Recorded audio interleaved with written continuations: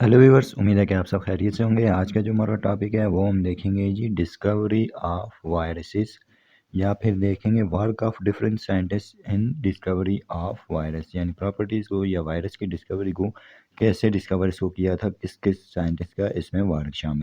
Work of Pasteur and Robert Koch देख लेते हैं। By the late 80s, Louis Pasteur and Robert Koch proved that bacteria cause many diseases, यानी 18s में Robert Koch और Louis Pasteur ने prove किया था कि बैक्टीरिया काज करता है डिफरेंट डिजीजेज जो आ जाती हैं। But in some diseases like rabies, tobacco mosaic etcetera, यानी कुछ जो ऐसी डिजीज है जैसे कि रेबीज, टोबैको मोज़ेक जो आ जाती है, टोबैको की जो आ जाती है, और रेबीज जो फिर कुत्ते को काटने की वजह से आ जाती है इंसान ह्यूमंस में, which are not caused by bacteria because these they fail to isolate bacteria for these diseases. यानी इसने इन दोनों ने ये कहा था कि ये जो डिजीज़ हैं ये बैक्टीरिया की वजह से नहीं हो रही, क्योंकि इन्हें कोई भी एविडेंस नहीं मिला था इस तरह का।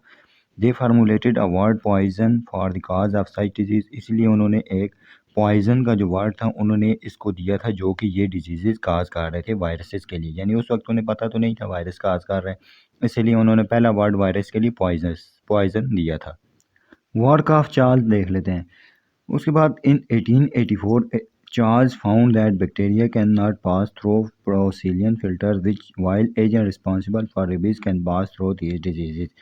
यानी चार्ल्स ने एक्सपेरिमेंट किया था कि जिसमें जो प्रोसिलियन फिल्टर्स है उसमें से अगर बैक्टीरिया को ऊपर से गुजारा जाए तो उसके बीच में से बैक्टीरिया नहीं गुजर सकता, मगर जो काज कर रहा है ये डिजीजेस वायरस जो है वो इसमें से गुजर सकता है। उसने ये रिसर्च की थी।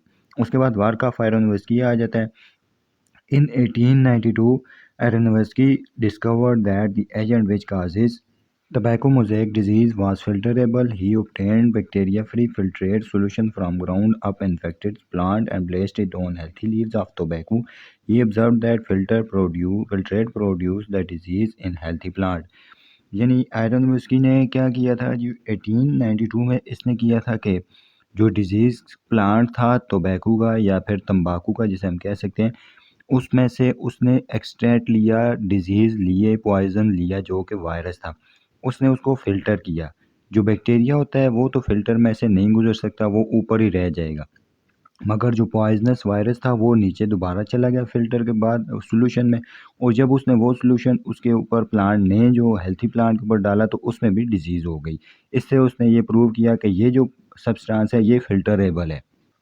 वर्क ऑफ स्टैनली ने क्या वर्क किया? इन 1935 Stanley first purified the filterable agents and successfully crystallized the tobacco mosaic virus. Chemical analysis of these particles showed that they contained only nucleic acid and protein। यानी 1935 में पहली दफ़ा किसने crystallise किया था? स्टैनली ने इसको, जो टोबैको मोज़ेक वायरस है उसको क्रिस्टलाइज किया था, यानी क्रिस्टल फॉर्म में ले आया था। और इसकी chemical analysis of particle showed, यानी इसकी जो केमिकली प्रॉपर्टीज शो क्या कर रही थी कि कंटेन ये सिर्फ न्यूक्लिक एसिड कंटेन करता है और प्रोटीन इसके ऊपर होता है।